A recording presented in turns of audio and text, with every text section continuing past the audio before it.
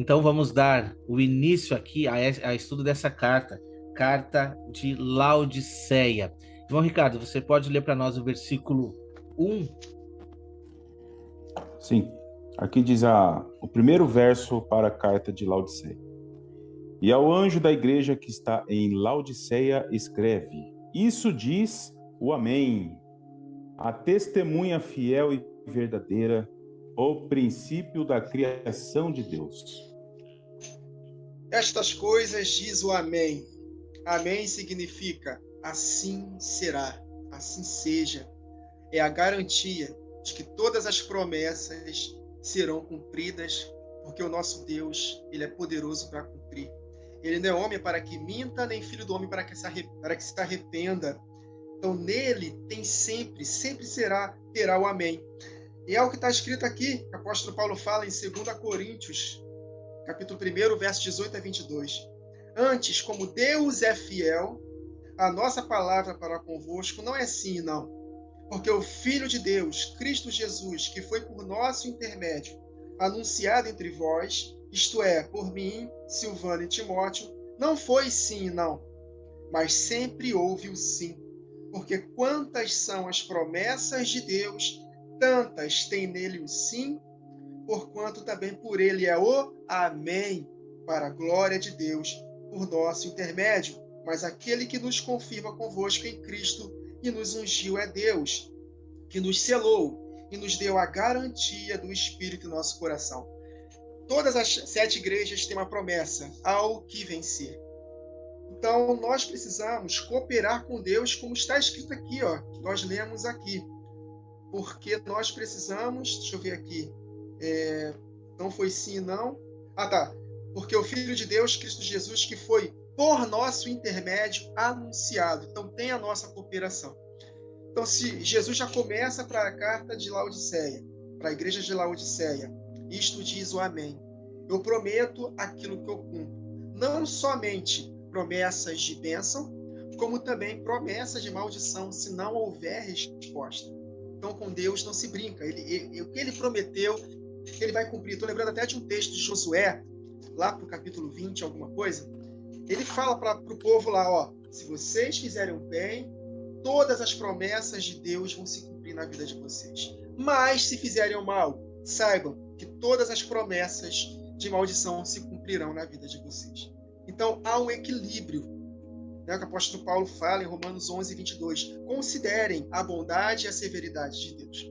Então, meus irmãos, ao que vencer, nós vamos herdar todas as bênçãos que Deus prometeu. E por isso que ele começa, ó, eu sou o Amém, vou cumprir aquilo que eu prometi. A testemunha fiel e verdadeira, o princípio da criação de Deus. E é o que está escrito em João, capítulo 1. No princípio, através do Alfa, através de Cristo Jesus, ele era o Verbo, a palavra proferida de Deus que criou todas as coisas. E o Verbo estava com Deus e o Verbo era Deus. Ele estava no princípio com Deus. Todas as coisas foram feitas por intermédio de quem? Do Verbo, de Cristo. E sem ele, sem Cristo Jesus, nada do que foi feito se fez. Por quê? Porque ele era a palavra proferida de Deus. Ele era o porta-voz do Eterno. E disse Deus, haja luz. Cristo Jesus, uma imagem do Deus invisível, que é o que o apóstolo Paulo fala em Colossenses, capítulo 1, versos 15 a 17. Jesus Cristo é a imagem do Deus invisível. O primogênito de toda a criação. Por que ele é o primogênito de toda a criação? Porque ele foi o primeiro a ser criado? Claro que não. Jesus Cristo subsiste com o Pai desde a eternidade. O próprio apóstolo Paulo explica aqui por que ele é o primogênito de toda a criação. Verso 16. Porque nele foram criadas todas as coisas, nos céus e sobre a terra, as visíveis e as invisíveis, sejam tronos, soberanias, quer principados, quer potestades. Tudo foi criado por meio dele, de Jesus, e para ele. Ele é antes de todas as coisas, e em Cristo, nele, tudo subsiste. Amém, amém. Eu quero dar uma acrescentada. Louvado seja Deus pelas palavras do Wagner Nunes, né? Quando ele disse acerca do Amém. E o Amém, ele no hebraico, ele é Amar, que é a junção das letras Aleph, Mem e Nun.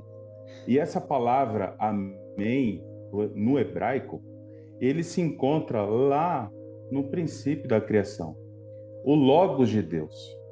E disse Deus, Amar, disse Deus, Logos foi usado na criação. E disse Deus, haja luz no primeiro dia. E disse Deus, todas as coisas e tudo na criação. Você pode perceber isso, que Jesus é o Logos de Deus. É a palavra de vida. E isso é muito importante. A profundidade só de estudarmos a palavra Amém. Olha só a profundidade dessa mensagem.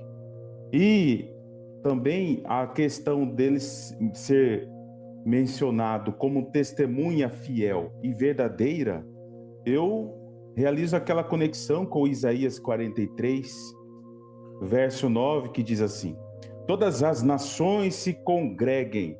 Olha a reunião solene aqui. Nós que estudamos as festas, percebemos uma reunião solene aqui. Todas as nações se congreguem e os povos se reúnam. Quem dentre eles pode anunciar isto e fazer-nos ouvir as coisas antigas? Que desde o princípio o Logos foi conjunto com o Pai na criação. Apresentem as suas testemunhas para que se justifiquem e para que se ouça e para que se diga, verdade é. Essa palavra verdade é amar, que é o mesmo amém. Olha só que interessante. E também nós podemos fazer uma conexão lá para o livro de Jeremias 42, porque lá também tem um mistério bem interessante, onde tem a figura de Joanã, que ele, chefe dos soldados, ele estava temendo a Babilônia, lá na terra de Judá. E ele quis consultar o Senhor e chamou Jeremias para ser o porta-voz de Deus. E aqui no verso 5 de Jeremias 42 diz assim: então eles disseram a Jeremias, seja o Senhor entre nós testemunha fiel e verdadeira, se não fizermos conforme toda a palavra com que enviar a nós o Senhor teu Deus. Seja ela boa ou seja má, a voz do Senhor nosso Deus, a quem te enviamos, obedeceremos, para que nos suceda bem, obedecendo a voz do Senhor nosso Deus. O interessante aqui são algumas palavras que nós encontramos. Aqui no capítulo 41 de Jeremias, estava falando que eles estavam no 7º mês. Interessante para quem estuda as festas bíblicas. O 7º mês é o mês onde ocorre as 3 últimas solenidades de trombetas, expiação e tabernáculos, que apontam para a volta do nosso Senhor Jesus. E aqui, no capítulo 42, quando Joanã quis consultar a Deus e declarou que obedeceria o Senhor, aqui no verso 7 diz assim: sucedeu que ao fim de 10 dias, ou seja, por que existe a menção do 7º mês e por que existe a menção aos 10 dias? O Senhor esperou 10 dias para pronunciar uma resposta para Joanã, para realizarmos essas conexões, testemunha fiel, verdadeira, 7º mês, aos 10 dias, expiação, juízo, últimos dias, retorno do Senhor. São conexões importantes que nós precisamos ter aqui.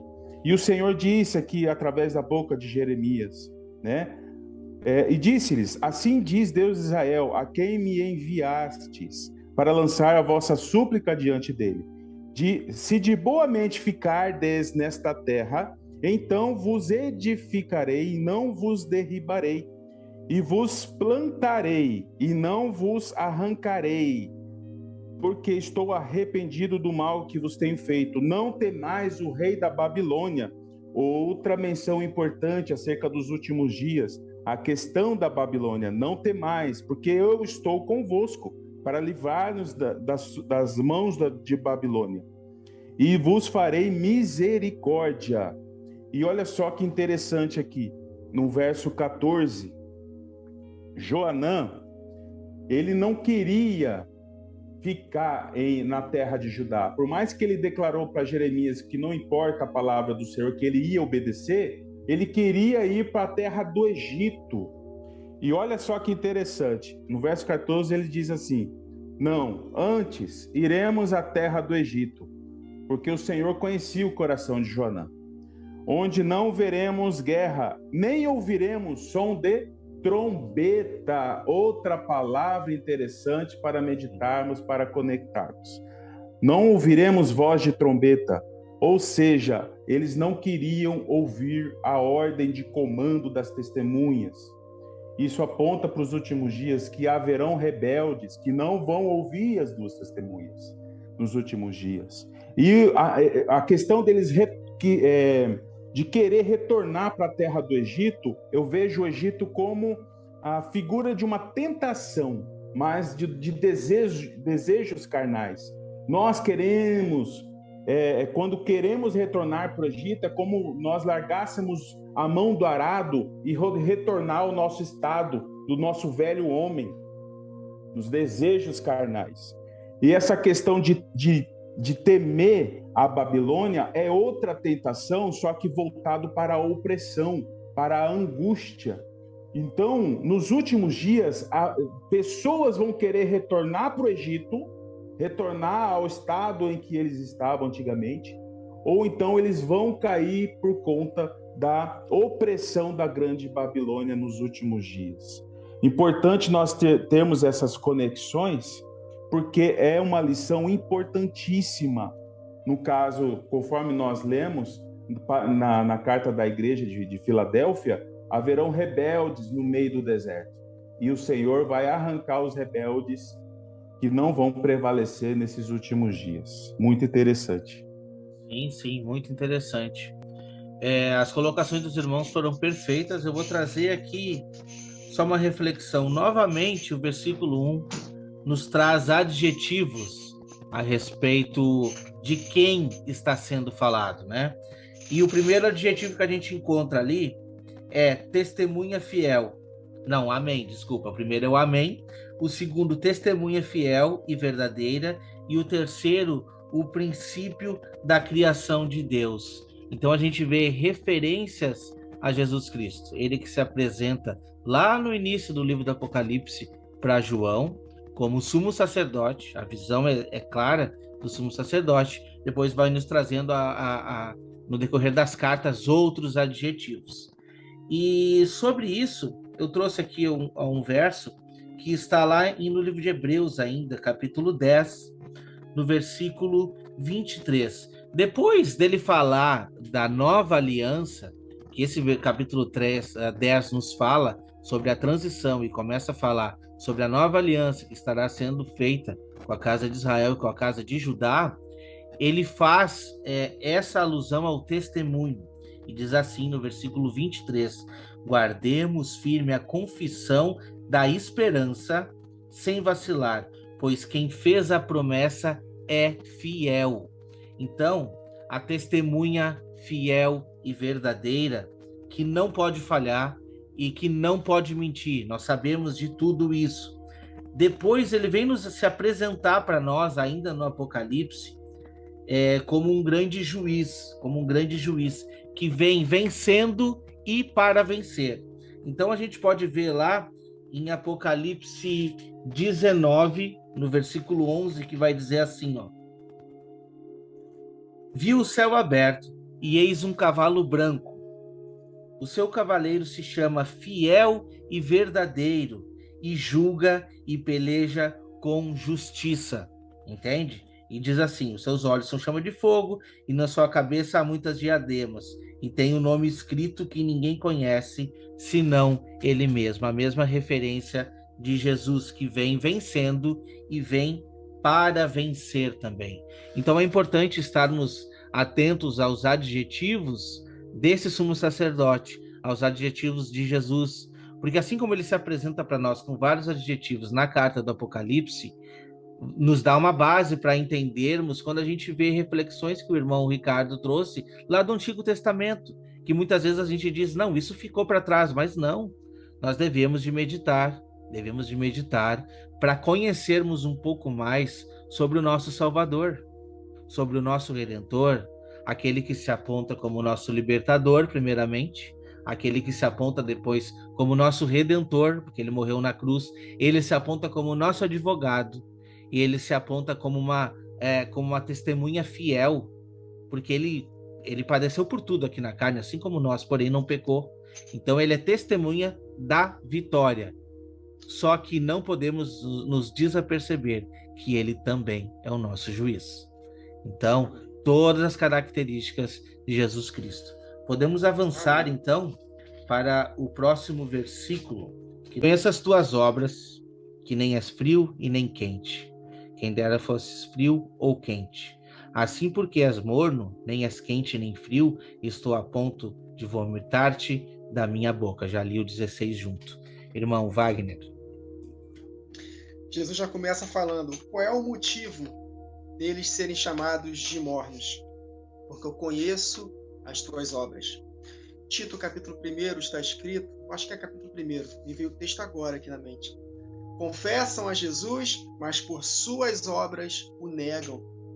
Então, meus irmãos, nós precisamos entender a palavra de Deus dentro do seu contexto. Aquele texto de Efésios, capítulo 2, versos 8 e 9, de que nós não somos salvos por obras para que ninguém se glorie, ali é um contexto da perturbação do judaísmo contra os gentios. Esse é o ambiente em que os apóstolos viviam. Nós não somos salvos com aquelas práticas da lei, né? Circuncisão, para poder praticar todos aqueles ritos cerimoniais que nós já conhecemos. Mas em nenhum momento na palavra está isenta nossas obras para a salvação. Se nós não praticarmos boas obras, perseverarmos em praticar o bem, nós não teremos a vida eterna. E Jesus fala o motivo porque, mais para frente, nós vamos meditar no versículo 17, entender melhor, um dos motivos que eles são considerados como mornos, exatamente por causa das obras. Se as obras não forem boas, Jesus vai nos julgar de acordo com essas obras. É exatamente o que está escrito aqui em Romanos, capítulo 2, a partir do verso 6. Deus retribuirá a cada um conforme a sua graça irresistível, amém? Não. Conforme a sua obra, conforme o seu procedimento. Ele dará vida eterna aos que perseverando em praticar o bem. Estes que perseveram em praticar o bem buscam glória, honra e incorrupção. Mas haverá ira e indignação para os que são egoístas, que rejeitam a verdade e seguem a injustiça. Haverá tribulação e angústia para todo ser humano que pratica o mal. Primeiro do judeu, depois para o grego. Mas glória, honra e paz para todos os que praticam o bem. Primeiro para o judeu, depois para o grego. Porque para com Deus não há acepção de pessoas. Então, meus irmãos, nós precisamos atentar, mais para frente, nós vamos meditar nos versos 17, 18, nós vamos ver o perigo de nós não andarmos em obediência. Jesus fala, mais para frente, que vai vomitar da boca dele, porque são mornos, e Deus está a ponto de vomitar da boca. Sabe o que é isso? Está a ponto de decretar o juízo. Então, meus irmãos, nós precisamos compreender isso de uma vez por todas. No meu canal eu falo isso o tempo todo. A salvação, ela se dá por obras. A Bíblia inteira, se nós meditarmos com o coração aberto, nós vamos compreender que as nossas ações vão fazer a diferença. E a igreja de Laodiceia não estava praticando as obras de santidade. Por que obras de santidade? O que são essas obras? Desobediência a pelo menos um dos 10 mandamentos. Por quê?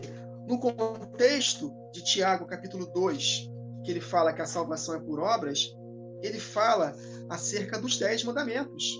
Olha só, verso 19. Crês tu que há um só Deus? Fazes bem, até os demônios creem e tremem. Queres, pois, ficar certo, ó homem insensato? Olha, isso nos leva a conectar com as virgens loucas, insensatas, de que a fé sem as obras é morta. Não foi por obras que Abraão, nosso pai, foi justificado.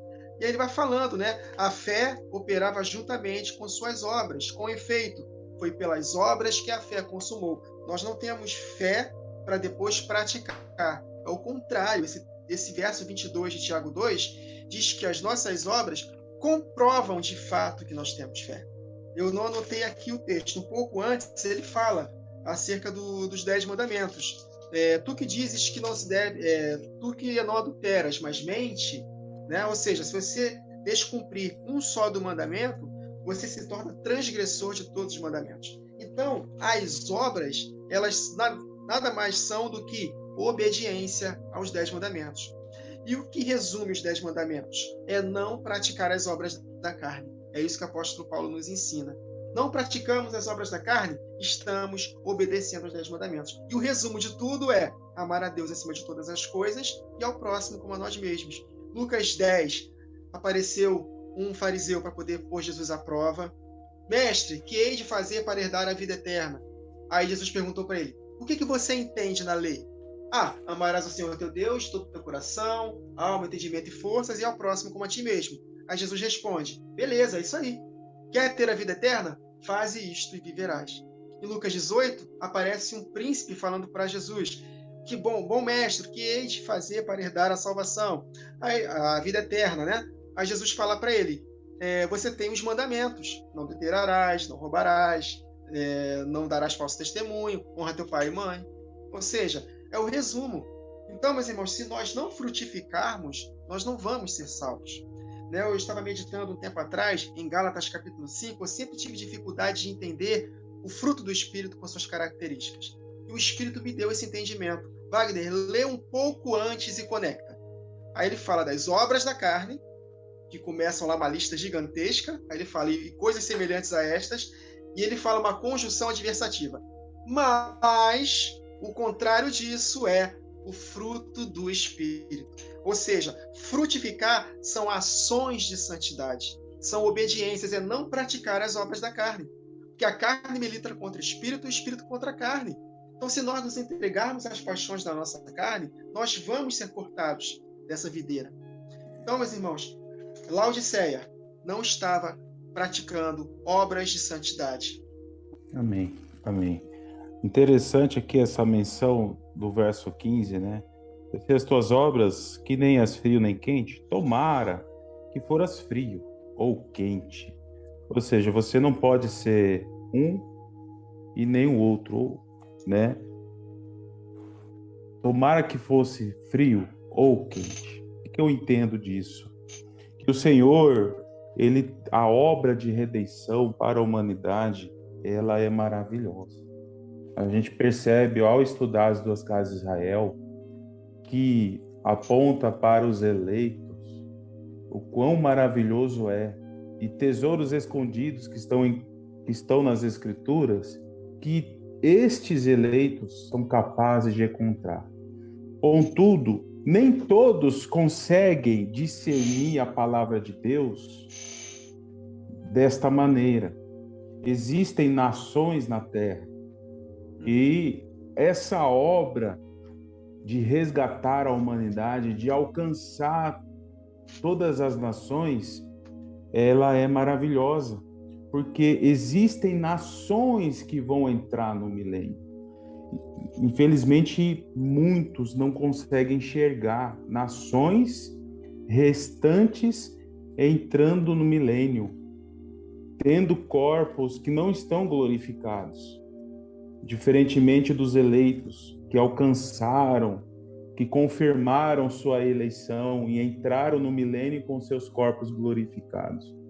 Então eu percebo aí o Senhor falando, antes fosse frio, ou seja, apontando para as nações que não tiveram, não foram chamados, não foram os eleitos, mas que foram alcançados com misericórdia e que entram no milênio, né, do reino messiânico e com a igreja, no qual Cristo e a igreja vão reinar sobre estas nações que restarão nos últimos dias.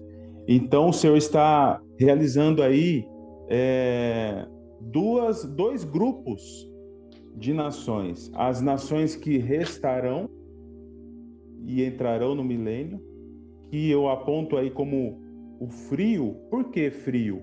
Porque não tiveram a plena revelação da palavra como os eleitos tiveram.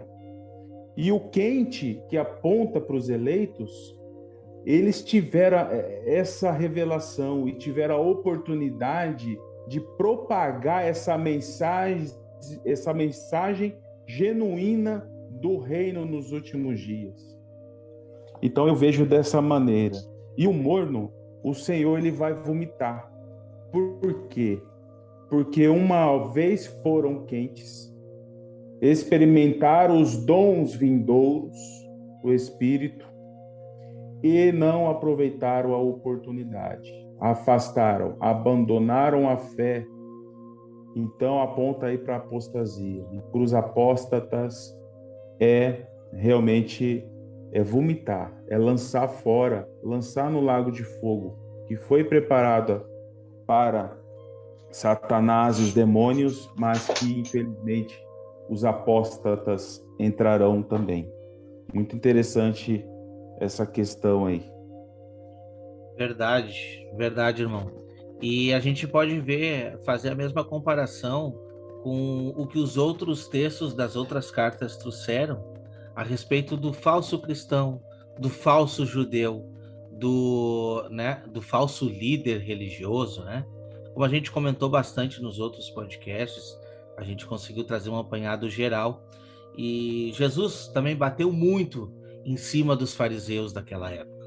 Ele trouxe muito. Eu trouxe um texto aqui que está lá em Mateus 15, no versículo 8, e diz assim, 7, né?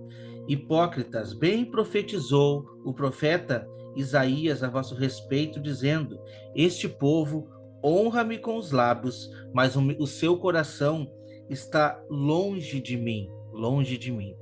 A referência que a gente está trazendo de mornidão aqui, se você não percebeu ainda, é uma referência do povo de Deus. Nós não estamos falando para os de fora. Os de fora é exatamente o que o irmão Ricardo trouxe, são os frios, né? Quem dera fosse quente ou frio. A gente vê muitas vezes o coração sensível de quem é frio para escutar, e quem é morno parece que já sabe de tudo e não quer dar ouvido à palavra de Deus. Eu trouxe um outro texto que está lá em Isaías 29. Olha só o que diz. A referência aqui é para uma Israel corrompida. Isaías 29, do versículo 9 em diante. Estatelai-vos e ficai estatelados, cegai-vos e permaneceis cegos. Bêbados estão, mas não de vinho, ando cambaleando, mas não de bebida forte. Porque o Senhor derramou sobre vós espírito de profundo sono e fechou os vossos olhos, que são os profetas, e vendou a vossa cabeça, que são os videntes. Toda a visão já se tornou como palavras de um livro selado, que se dá ao que sabe ler, dizendo: lê isso, peço-te. E ele responde: não posso, porque está selado. Olha só que interessante. E dá-se um livro ao que não sabe ler, dizendo: lê isto, peço-te. E ele responde: não sei ler. O Senhor disse: visto que este povo se aproxima de mim com a sua boca e com os seus lábios me honra, mas o seu coração está longe de mim, e o seu temor para comigo consiste só em mandamentos de homens que maquinalmente aprendeu. Então veja bem, que muitas vezes não adianta a gente simplesmente ter o conhecimento, irmão Ricardo.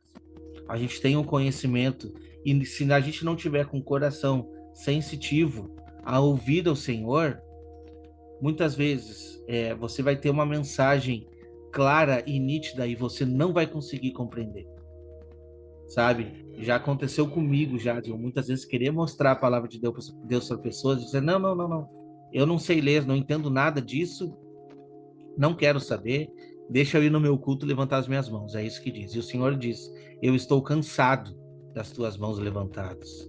Eu estou cansado desses rituais. Eu quero um coração contrito.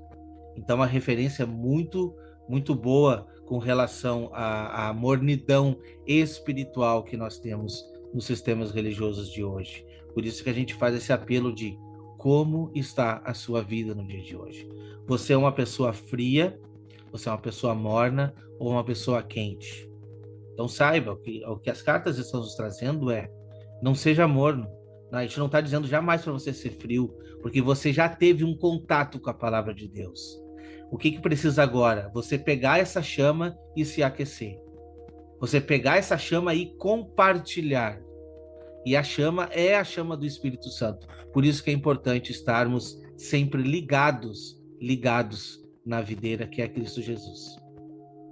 Assim diz o verso 17, né? Isso. Diz assim: como dizes, sou rico e estou enriquecido e de nada tenho falta.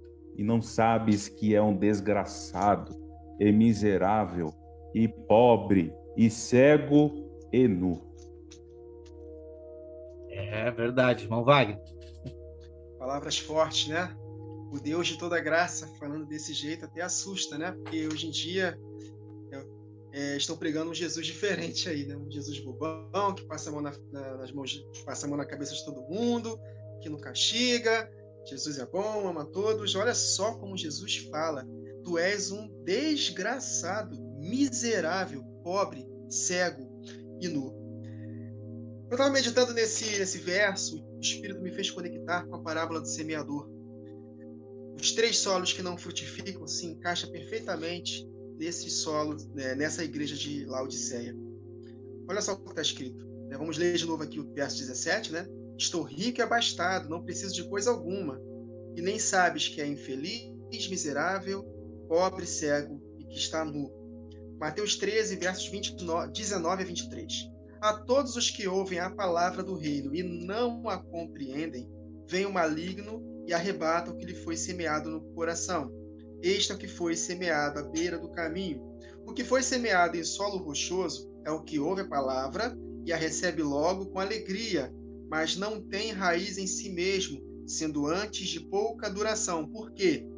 Em lhe chegando a angústia ou a perseguição por causa da palavra, logo se escandaliza.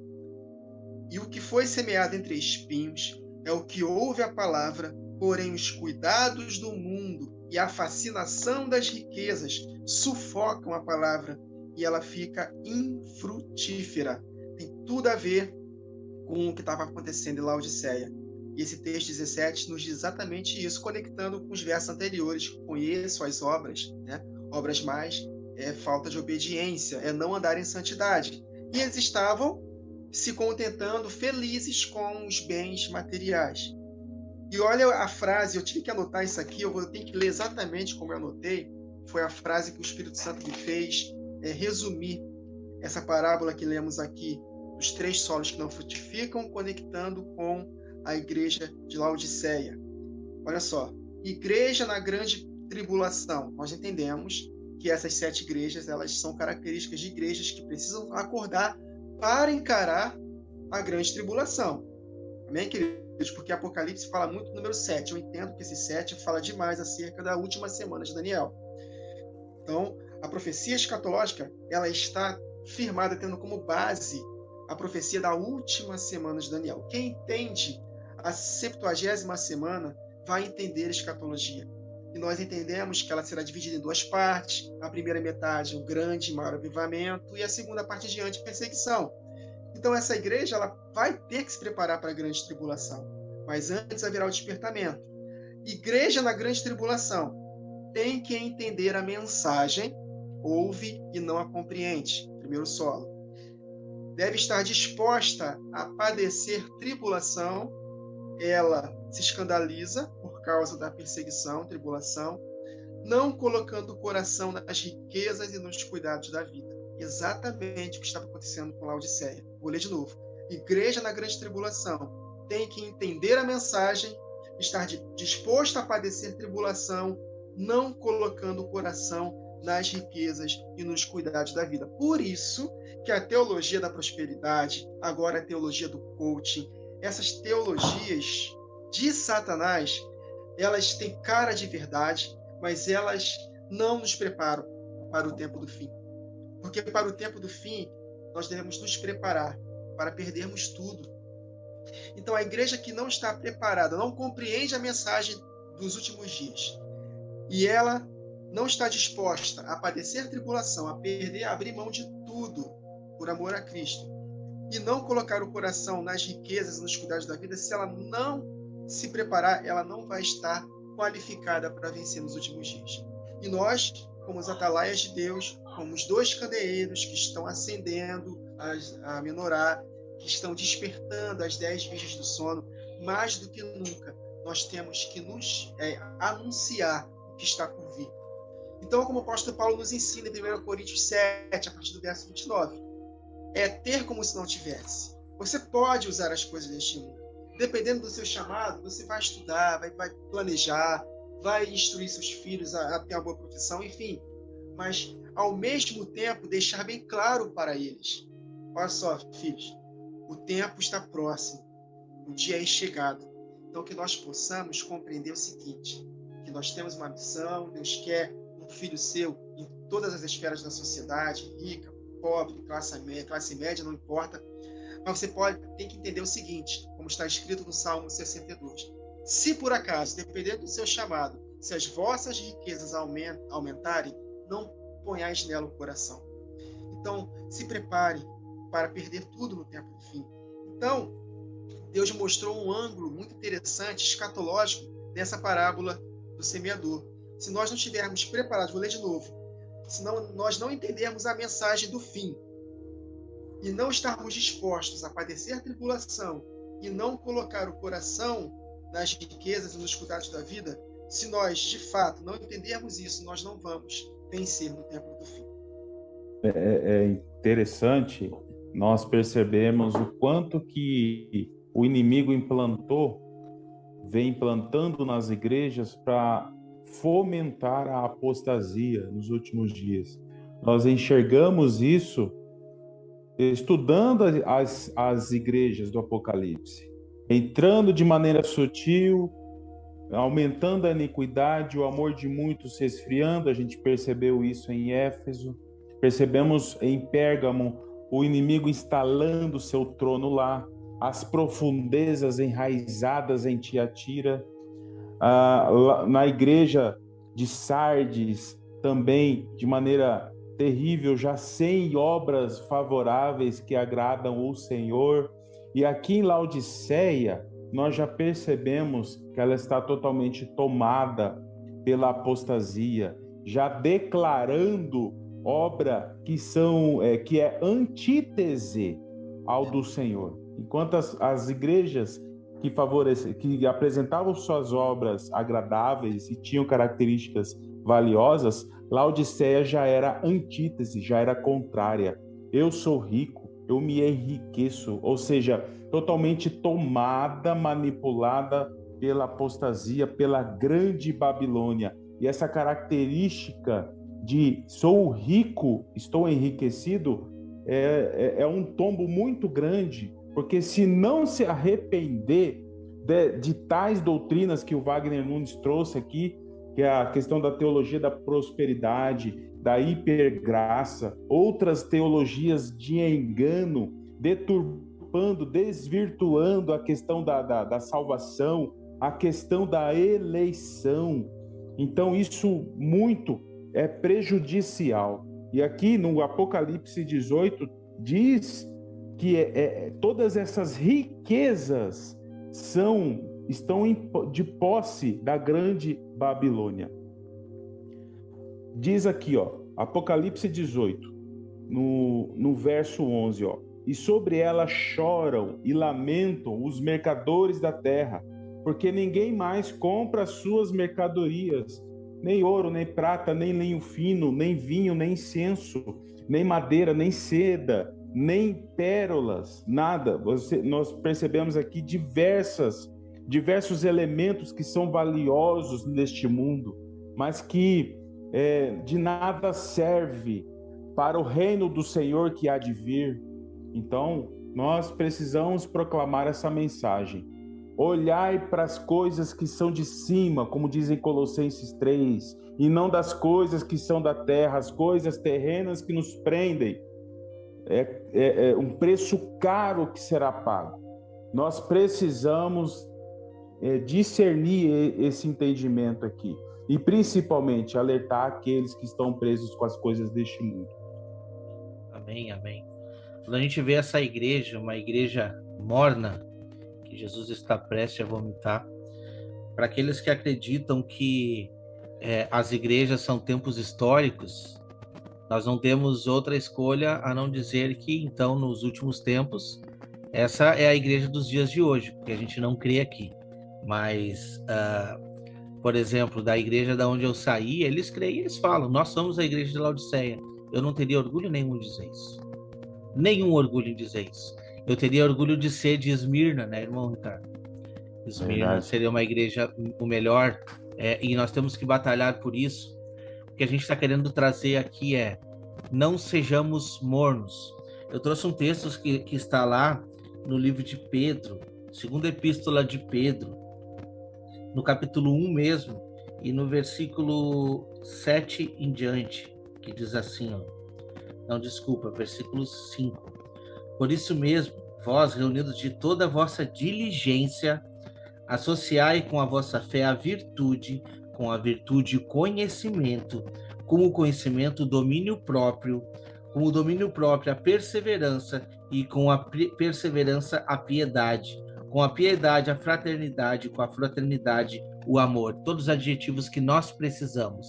Se nós não tivermos isso, olha o que vem dizendo, porque estas coisas existindo em vós e em vós aumentando, fazei com que não sejais nem inativos e nem infrutuosos, que é exatamente o que nós não devemos ser, mornos, inativos e sem frutos, no pleno conhecimento do nosso Senhor Jesus Cristo, pois aquele a quem estas coisas não estão presentes é o quê? Cego, vendo só o que está perto, esquecido da purificação dos seus pecados de outrora. Por isso, irmãos, procurai com diligência cada vez mais confirmar a vossa vocação e eleição, enquanto procedendo assim não tropeçareis em tempo algum. Então, é exatamente o que precisamos para viver uma vida íntegra perante o Senhor. Entende? Que nós possamos ser aquelas pessoas que vão adiante, não mornos, para que a gente não possa ser encontrado cego e nu. Imagina só que coisa bem chata, né? A gente ser dito de nós como igreja. Vocês são cegos, vocês não enxergam nada. E vocês são nus. Não estão vestidos de Cristo. Que traz todas esses adjetivos para nós como igreja. Amém? Amém. Amém, amém. Verso 18. Aconselho-te que de mim compres ouro provado no fogo, para que te enriqueças, e vestes brancas, para que te vistas, e não apareça a vergonha da tua nudez, e que unjas os olhos com um colírio, para que vejas. Olha a verdadeira riqueza. 1 Pedro, capítulo 1, verso 7. A prova da vossa fé, que é refinada pelo fogo diante das tribulações. E Laodiceia não estava preparada para sofrer, porque estava colocando seu coração nas riquezas, na instabilidade das riquezas. 1 Pedro 1,7. Para que a prova da vossa fé, muito mais preciosa do que o ouro que perece e é provado pelo fogo, se enche em louvor, honra e glória na revelação de Jesus Cristo. Está aí a riqueza. Você precisa passar pela prova da sua fé, está disposto a sofrer por mim, a perder as coisas que vocês estão colocando no coração, para que você possa, na revelação de Jesus Cristo, alcançar a incorruptibilidade do seu corpo, a coroa da vida. Ele fala aqui, vestiduras brancas para te vestires. É uma prova que nós meditamos no início. Conheça as suas obras. Falta de santidade. Por quê? Você está vestindo com vestes sujas. é exatamente aquele texto, né, que eu já li com os irmãos dessa série, de Zacarias capítulo 3, do sumo sacerdote Josué, que estava com vestes sujas. E Deus repreendeu a Josué, falou: coloque vestes limpas, para que você possa ministrar na minha casa. Vestes limpas são vestes de santidade. Em Apocalipse 16 e 15 está escrito: eis que venho como ladrão. Bem-aventurados aquele que vigia e guarda as suas vestes, para que não ande nu. Olha aí, você é pobre, miserável, cego, está nu, e não se veja a sua vergonha, falta de andar em santidade. Então vocês precisam de vestiduras brancas. Quando Jesus volta em Apocalipse 19, está escrito que foi dado vestes de linho finíssimo para os santos. E essas vestes tipificam os atos de justiça dos santos. Então, justo é aquele que pratica a justiça, que persevera em praticar o bem. Então, a prova da vossa fé, vocês precisam se vestir de vestes de santidades e também colírio para ungires os seus olhos. Ainda na parábola do semeador, eu vou ler aqui Mateus capítulo 13, versos 10 a 17. O Espírito me fez enxergar muitas verdades de Laodiceia na parábola do semeador. Olha só, Mateus 13, ainda no contexto da parábola do semeador, versos 10 a 17. Falando acerca do colírio que eles tinham que enxergar. E acercando-se dele, os discípulos disseram-lhe: por que falas por parábolas? Jesus respondendo disse-lhes: porque a vós vos é dado conhecer os mistérios do reino dos céus, mas a eles não lhes é dado. Porque aquele que tem se dará e terá em abundância, mas aquele que não tem, até o que tem lhe será tirado. Foi o que o irmão Ricardo falou aqui. A igreja de Laodiceia, ela teve a graça de Deus, experimentou dos poderes do mundo vindouro, experimentaram da graça, do Espírito da graça, da boa palavra de Deus, mas perderam, estavam perdendo. Então, até o que tem lhe será tirado, se não houver arrependimento. E aqui, no contexto, ele fala de arrependimento também. Por isso que Jesus chama Laodiceia para o arrependimento. Ainda não acabou, ainda há esperança. Olha só o que ele fala aqui, ele continua. Por isso lhes falo por parábolas, porque eles, vendo, não veem, precisa de colírio, e ouvindo, não ouvem, nem compreendem, um dos solos que frutificam, que ouve a palavra e compreende. E neles se cumpre a profecia de Isaías, que diz: ouvindo ouvireis, mas não compreendereis, e vendo vereis, mas não percebereis, porque o coração deste povo está endurecido. O apóstolo Paulo fala sobre isso, as Escrituras Hebreus também fala, endurecidos pelo engano do pecado. E é engano, ou seja, eles acham que estão fazendo a coisa certa, mas o pecado os enganou. Tem tudo a ver com essa mensagem da hipergraça. Não importa o que eu faço. Se eu crio no sacrifício de Jesus, estou salvo. Né?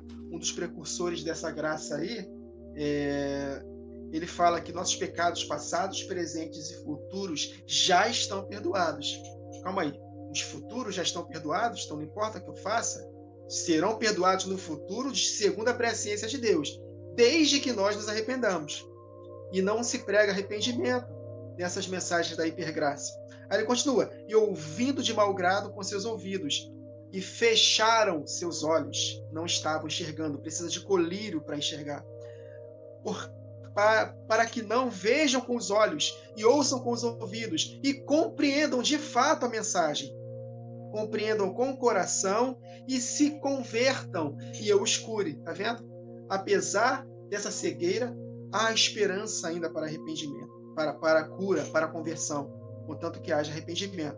Mas bem-aventurados os vossos olhos, porque veem, e os vossos ouvidos, porque ouvem. Então, meus irmãos, nós precisamos entender que nós temos que colocar colírio para os nossos olhos, para que nós possamos ver, para que nós não sejamos como os incrédulos, que o apóstolo Paulo menciona em 2 Coríntios 4, que verso 3, mas se o nosso evangelho está encoberto, é para os que se perdem que está encoberto, nos quais o Deus deste século cegou o entendimento dos incrédulos, para que não lhes resplandeça a luz do evangelho. A luz é a palavra de Deus, é lâmpada para os nossos pés, luz para o nosso caminho. Nós precisamos ter essa luz para que nós não possamos tropeçar na nossa jornada. Porque a vereda do justo é como a luz da aurora, que vai brilhando mais e mais até a plena claridade do dia. Jesus não falou que nós somos a luz do mundo? Não se pode esconder uma cidade edificada sobre um monte? E que o apóstolo Paulo em Filipenses 2 fala que nós, nesse mundo de trevas, nós resplandecemos como luzeiros deste mundo. Então, como é que nós resplandeceremos como luzeiros deste mundo? Como é que nós vamos enxergar, ver bem, para que nós não tropecemos? Se enchendo da palavra de Deus e compreender essa palavra e obedecer. Que não sejamos ouvintes negligentes, mas operosos praticantes da palavra. Então, meus irmãos, sem a palavra de Deus viva em nós, praticada, nós não vamos vencer. Glória a Deus. Essa passagem de compres ouro provado no fogo, nos últimos dias, né, existirão pessoas afundadas como Laodiceia, e elas terão muitas dificuldades para superar as aflições dos últimos dias. Por isso que é o nosso alerta do hoje. Aproveite o princípio de dores, né? É até estranho eu falar isso, mas princípio de dores é um treinamento, é uma oportunidade que Deus está nos proporcionando para forjar a cada um de nós para os últimos dias, que serão dias de muita aflição. Aqui, 1 Pedro, capítulo 1, diz assim, que em vós grandemente vos alegrais, ainda que agora importa, sendo necessário, que estejais por um pouco contristados, com várias tentações, para que a prova da vossa fé, muito mais preciosa do que ouro, né, que perece e é provado pelo fogo, se ache em louvor, honra, glória na revelação de Jesus Cristo, que aponta para os últimos dias. Então nós precisamos aproveitar ao máximo, e nós estamos em uma região também privilegiada. O Brasil ainda não está sofrendo grandes perseguições, ainda. Então nós precisamos aproveitar ao máximo este tempo, remir o tempo e forjar para as aflições que vão chegar nos últimos dias. Amém, amém. Você sabe, meus irmãos, quem é que usou o primeiro colírio? Aqui diz, né, que a gente possa comprar esse colírio para que possa enxergar. O primeiro a usar o colírio foi o Adão. Eu vou mostrar para vocês. Existe uma pergunta lá no capítulo 3 que não teve resposta, mas a gente consegue entender a resposta no decorrer da leitura. A pergunta é: quem te fez saber que tu estavas nu? Quem te fez saber, Adão, que tu estava nu? E o contexto nos revela que logo após o pecado, logo após logo após o Adão comer o fruto, ele percebeu que ele estava nu. Ele olhou e percebeu que ele estava nu. E ele, então, se cobriu com folhas, né? Se cobriu ali e se escondeu de Deus. Esse é o maior problema do pecado. O pecado, ele nos afasta de Deus. Ele nos faz sentir vergonha. E se ainda estamos sentindo vergonha, é um sinal positivo. Mas que a gente possa transformar essa vergonha em arrependimento, para voltar para os caminhos, né? Porque olha o que o texto diz ali, Gênesis, vamos para Gênesis, diz assim, ó, versículo 7, abriram-se então os olhos de ambos, e percebendo que estavam nus, coseram folhas de figueira e fizeram cintas para si. Aqui a gente pode fazer muitas reflexões aqui sobre essas figueiras, mas a gente vai deixar para uma outra oportunidade. Quando ouviram a voz do Senhor, que andava no jardim pela viração do dia, esconderam-se da presença do Senhor, o homem e sua mulher, por entre as árvores do jardim. E chamou o Senhor Deus ao homem e lhe perguntou: aonde estás, Adão? E ele respondeu: ouvi a tua voz no jardim, e porque estava nu, tive medo e me escondi. Então, esse primeiro colírio foi derramado para Adão. Ele enxergou o erro que ele fez. Mas as consequências foram, assim como são para nós. Todo erro tem uma consequência, né? E essa consequência a gente carrega até hoje. Porque se a gente for olhar o contexto dessa história, Deus fez pele de carneiro para cobrir a humanidade. Ali a gente teve então a primeira morte. Então já está isso se refletindo, a morte do carneiro, a morte do cordeiro, que seria derramado por toda a humanidade por causa do pecado, por causa do pecado. Eu vejo uma dificuldade muito grande de reconhecermos que estamos nu. Muitas vezes, exatamente por trazer toda essa mornidão de um sistema corrupto, um sistema individual da nossa própria vida, a gente muitas vezes se afasta da vontade de Deus e demora a cair a ficha, demora a reconhecer que estamos nu. Estar nu é reconhecer a nossa paixão pecaminosa, estar nu e reconhecer que estamos errados e se arrepender. É isso que a gente está pregando aqui, em todo podcast a gente fala, arrependei-vos, arrependei-vos, busque essas vestes. E quando a gente vai para o Apocalipse, a gente vê a igreja usando vestes brancas, mas que estão molhadas no sangue do Cordeiro. A própria representação do que aconteceu lá no Gênesis, sendo derramado para nós. As vestiduras brancas são as vestiduras da igreja nos últimos dias. São vestiduras que estão sendo lavadas no sangue do Cordeiro. Mas para isso é necessário o arrependimento. O arrependimento é necessário para que a gente possa ser encontrado vestido e não nu. Eu repreendo e castigo a todos quanto amo. Sê, pois, zeloso e arrepende-te. Esse texto aqui, o Espírito me levou a Hebreus capítulo 12, e esse texto ele é tremendo, ele se encaixa perfeitamente com Laodiceia. Vamos ler Hebreus capítulo 12, a partir do verso 4. Na luta contra o pecado, vocês ainda não resistiram até o ponto de derramar o próprio sangue. Vocês se esqueceram da palavra de ânimo que lhe foi dirigida como a filhos.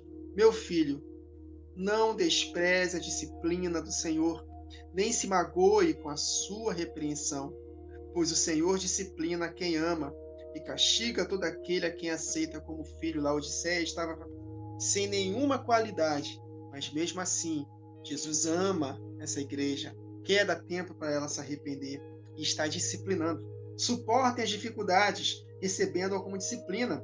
Deus os trata como filhos. Ora, qual filho que não é disciplinado pelo seu pai? Se vocês são disciplinados, e a disciplina é para todos os filhos, então vocês não são filhos legítimos, mas sim ilegítimos. Se vocês não são disciplinados, vocês são ilegítimos. Além disso, tínhamos pais humanos que nos disciplinavam e nós os respeitávamos. Quanto mais devemos nos submeter ao Pai dos Espíritos para assim vivermos, para vencermos e vivermos eternamente, recebermos as dádivas, as promessas em Cristo ao Amém para todas elas.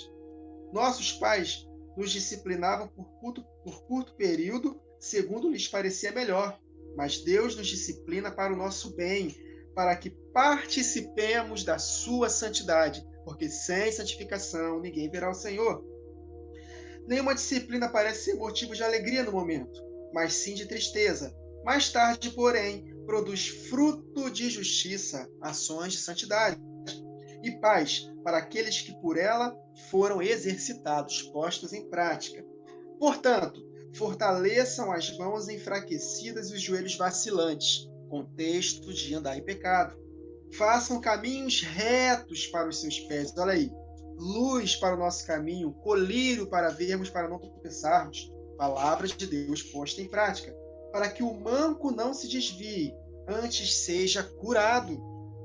Esforcem-se para viver em paz com todos e para serem santos. Sem santidade ninguém verá o Senhor. Cuidem que ninguém se exclua da graça de Deus, que nenhuma raiz de amargura brote e cause perturbação, contaminando a muitos. Olha o detalhe, ele fala de Esaú, que não haja nenhum imoral ou profano como Esaú, que por uma única refeição vendeu os seus direitos de herança como filhos mais velhos. Esaú, ele coabitou com mulheres fora do seu arraial, desobedeceu os seus pais e teve mais. Ele abriu mão do direito de primogenitura, ou seja, da herança eterna na volta de Jesus, por um prato de lentilhas. Exatamente o que estava acontecendo com a igreja de Laodiceia. Estava abrindo mão da verdadeira riqueza para poder desfrutar dos prazeres transitórios do pecado. Eu tenho dinheiro, então me dá esse prato de lentilhas aí para eu poder curtir a vida.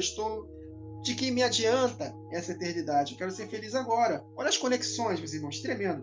Como vocês sabem, posteriormente, quando quis herdar a bênção, foi rejeitado. Ou seja, ainda há esperança, mas se nós, de fato, não ouvirmos a voz de Deus, nós seremos rejeitados. Aí ele, pulando aqui para o verso 25. Cuidado, não rejeitem aquele que fala, o Espírito que diz às igrejas, Jesus Cristo. Não rejeitem aquele que fala, o mesmo que estava falando para a igreja de Laodiceia.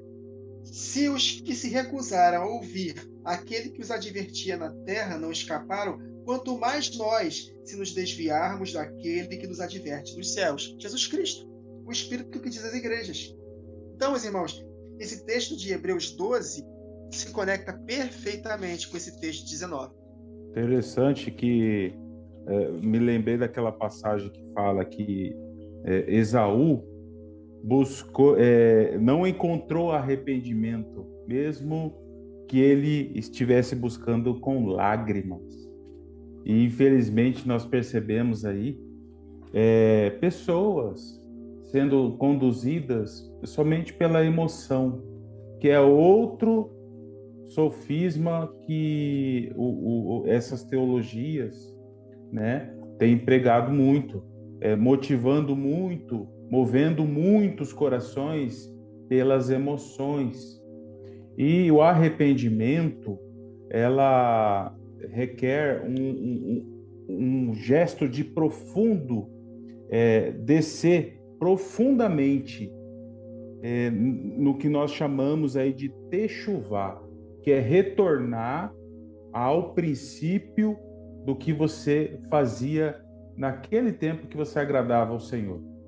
Então é um processo realmente de você tirar de si todo aquele mal, se arrepender genuinamente e você percorrer os caminhos antigos, as veredas antigas, que também nós estudamos isso em Éfeso, que são as primeiras obras, aquelas primeiras obras da nossa caminhada cristã.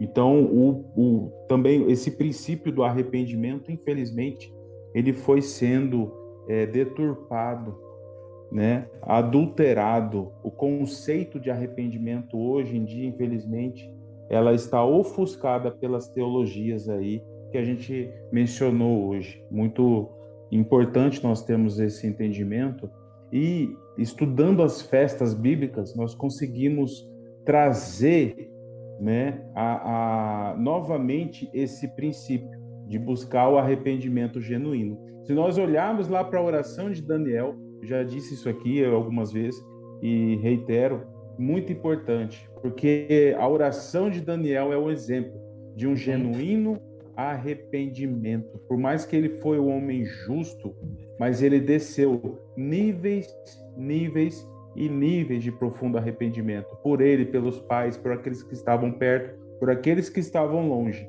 Eu digo até mais, que a oração de Daniel, o arrependimento de Daniel, foi capaz de alcançar gerações e gerações. E estamos aqui hoje, né, para pregoar essa mensagem rica acerca do arrependimento. Hein? E é interessante que quando a gente vê essa oração de Daniel, eles estavam lá sem o santuário, não podiam fazer o ritual, mas ele entendeu que o ritual começava dentro dele. E ali fala, né, que ele fazia orações 3 vezes por dia. E quando o anjo veio falar com ele, veio exatamente na hora do sacrifício da tarde. Então, isso é uma reflexão forte para nós. Porque a gente tem que entender que tipo de sacrifício que a gente está oferecendo, entende? O sacrifício não necessariamente é literal, tanto é que Jesus disse, né? Eu estou cansado desses rituais, não é isso que me agrada. Não é morte de animal que agrada. É um coração contrito, fazendo a vontade de Deus. E a gente está aqui batendo na tecla do arrependimento. E o versículo 19 nos traz, né? Eis que estou à porta e bato. Se alguém ouvir a minha voz e abrir a porta, eu entrarei em sua casa, cearei com ele e ele comigo. Para todos os que estão entendendo essa carta, voltem uma carta antes e nos diz assim, né? Conheça as tuas obras, eis que tenho posto diante de ti uma porta aberta, a qual ninguém pode fechar, e que tens pouca força, entretanto guardaste minha palavra e não negaste o meu nome. Essa é uma referência para os da igreja de Filadélfia. Porém, a gente tem que seguir essa referência, porque a porta continua aberta. Essa porta aberta, né, que Jesus está batendo todos os dias, né? Essa porta está aberta. Porém, precisa de uma ação. É uma ação de nós, de aceitarmos e permitirmos que o Espírito Santo entre. Porque a transformação, ela depende do Espírito Santo também. A transformação geral do ser humano. Então, precisamos, primeiro ponto, arrependimento. Segundo ponto, essa comunhão e convivência. Deixar que o Espírito entre dentro de nós, para fazer uma mudança geral. Então, que a gente possa conseguir continuar construindo este caminho. Então, jamais devemos deixar de ouvir essa batida na porta do nosso coração, todos os dias.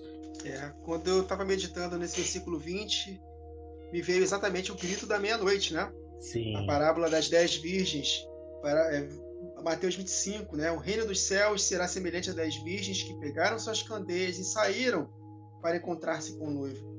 5 delas eram insensatas e 5 prudentes. As insensatas pegaram suas candeias, mas não levaram óleo. As prudentes, porém, levaram óleo em vasilhas, junto com suas candeias. O noivo demorou a chegar e todas ficaram com sono e adormeceram. Mas à meia-noite, os 2 candeeiros que estão de pé diante de Deus, à meia-noite, ouviu-se um grito: o noivo se aproxima, saiam a encontrá-los. Então, em Apocalipse 13:20, eis que estou à porta e bato.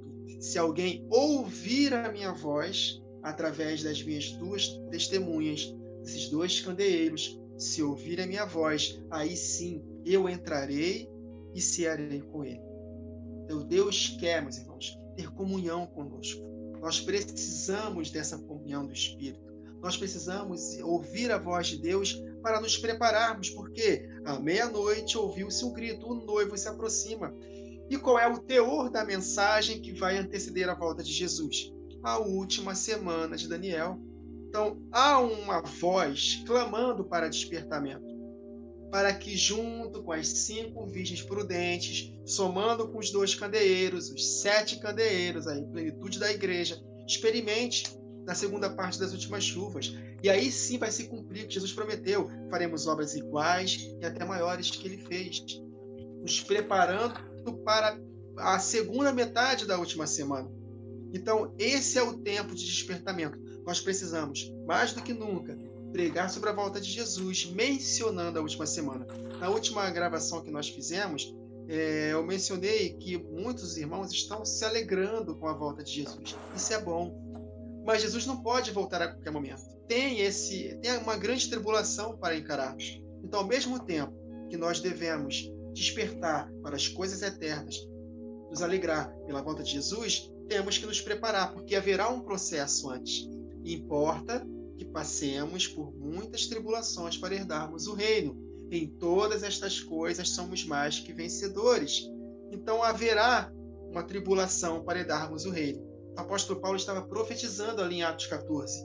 Importa que passemos por muitas tribulações para herdarmos o reino. Então, que possamos ouvir a voz de Jesus. Ele quer entrar no nosso coração. Ele quer fazer com que nós experimentemos da sua presença. Mas para isso, nós temos que despertar. E o interessante aqui é que 5 vão responder e 5 não vão. Então, para essa igreja de Laodiceia, podemos dizer assim, tipologicamente, metade vai responder e a outra metade não. E, infelizmente, muitos que estarão mornos continuarão mornos.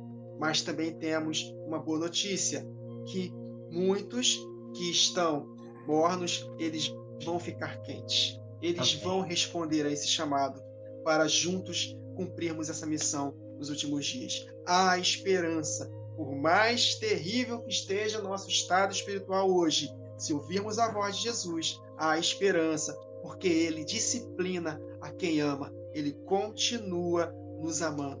Mas que possamos afligirmos, lamentarmos e chorarmos, converter a nossa alegria em pranto, nossa alegria em tristeza, humilharmos perante o Senhor, para que Ele possa nos exaltar. Amém. Amém, glória a Deus. Só quero fazer um acréscimo aqui a respeito de cear, né? Jesus ceará.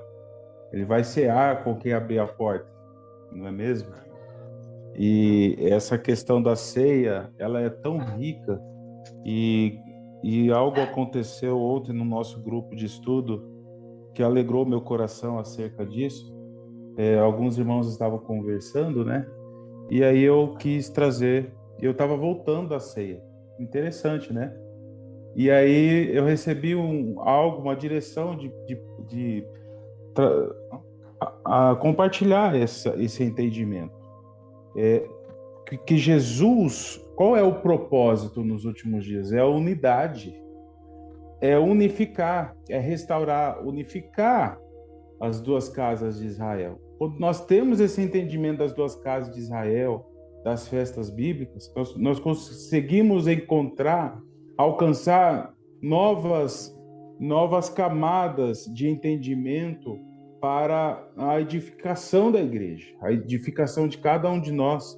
Então, quando Jesus, na ceia, ele tomou o pão e partiu, essa palavra partiu é cloa, ou clau, que significa partir em dois, no mínimo em 2 pedaços. E aí ele pega os 2 pedaços e ele compartilha com seus discípulos. Isso, para mim, aponta para as duas casas de Israel. A obra sobre as duas casas de Israel. Um pão que foi partido em 2 e foi uma obra que o Senhor quis realizar. A divisão de Israel em 2 casas foi algo que Deus quis realizar. Isso está em 1 Reis, capítulo 12, verso 24. Quando Semaías, o profeta, chegou para Roboão, quando Roboão ia subir para guerrear contra Jeroboão, o profeta chegou nele e falou: não é para guerrear. O Senhor quis realizar essa obra. E Roboão retroagiu, retornou para o seu lar. Então, essa obra da divisão das duas casas de Israel para posteriormente restaurar e unificar é um processo de aprendizado para cada um de nós.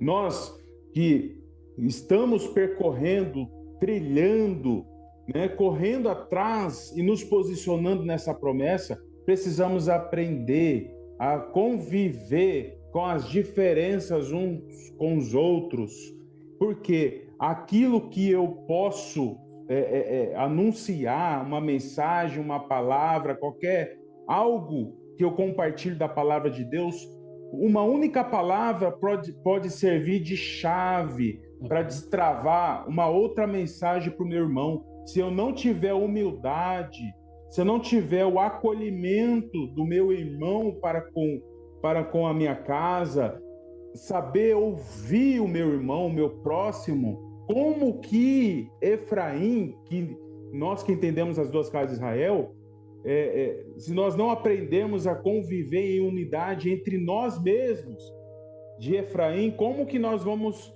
conseguir nos aproximar dos judeus com a casa de Judá? Como é que vai cumprir a promessa do Senhor? Como é que eu vou chegar nessa promessa? Porque a promessa vai se cumprir, mas eu preciso me posicionar nessa promessa.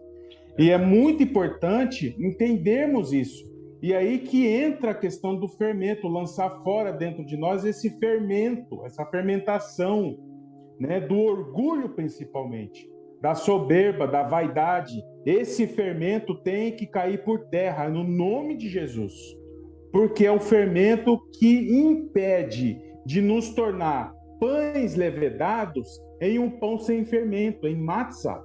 Isso está aqui em Levítico 23, verso 17, diz que lá na festa das semanas, que é Shavuot, que é Pentecostes, o povo teria que preparar 2 pães com fermento, e eles eram primícias para o Senhor. Mas por que com fermento? Isso aponta para a obra do Senhor sobre as 2 casas de Israel. Hoje em dia, nós estamos lutando contra os pecados que tentam entrar nas nossas vidas.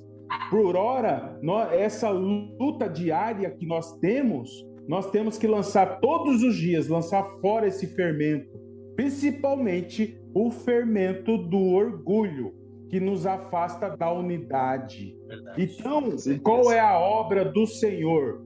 Antes, primeiro ele dividiu, mas nos últimos dias ele vai unir novamente. Aleluia. E os 2 pães com fermento vão se tornar o matzah, que é o pão sem fermento que Jesus usou para repartir.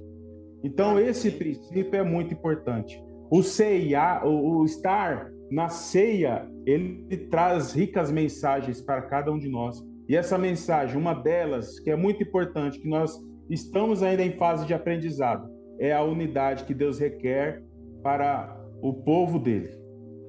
Exatamente. E Deus faz uma promessa, né? Nunca mais os dividirei, nunca mais para um futuro. E a promessa, ela continua no versículo 21, diz assim: ao vencedor dar-lhe-ei a sentar-se comigo no meu trono, assim como também eu venci e me sentei com meu Pai em seu trono. Nós já estamos aqui com o tempo estouradíssimo, mas a vantagem para você que está em casa é que você pode nos acompanhar no próximo episódio, que nós iremos tratar sobre o trono de Deus, tá?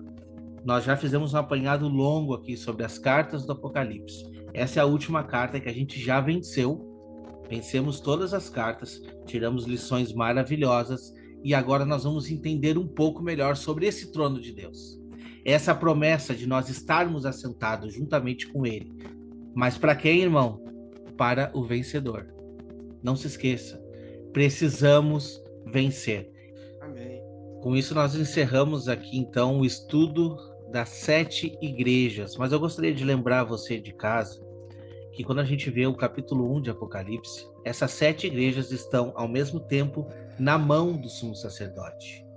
Então a gente pode dizer assim, é uma referência de todo o povo, né? E a gente vê características e defeitos em todas as cartas que vem trazendo. E a gente pode se encher, assim como os que se acham que são ricos e abastados, eu estou na mão do Senhor. Amém, amém. Mas depende de uma atitude sua. Isso vai depender de como que você vai aceitar. Porque se você for morno, ele pode te vomitar, entende? Então, a questão é como que você está reagindo a esse privilégio que é estar nas mãos do Senhor. O próximo episódio que nós iremos gravar aqui, a visão do trono de Deus, vai nos revelar coisas tremendas a respeito da igreja. Muito mais de que entender sobre um trono possível, físico e literal lá no céu, nós vamos entender todo o contexto e ver quem está habitando nessa região. Quem estará diante do trono de Deus. Então a gente convida você a continuar nessa jornada, continuar nessa caminhada, seguir aqui com a gente estudando também. Não perca. Se você está gostando desses estudos, compartilhe com quem precisa ouvir um pouco mais da mensagem. Tem muita gente que tem medo do Apocalipse. O Apocalipse não é para ter medo, ele é para ser entendido e estudado. Então é isso que a gente está tentando fazer aqui, dedicando o nosso tempo, dedicando a nossa vida em compartilhar essas mensagens. Convidamos você a seguir conosco no próximo episódio e a gente vai ver grandes maravilhas. Agradeço aqui o irmão Ricardo, agradeço ao irmão Wagner, agradeço a todos que estão conosco. Continue conosco, que o Senhor Deus te abençoe e te guarde. Amém? Amém. Amém.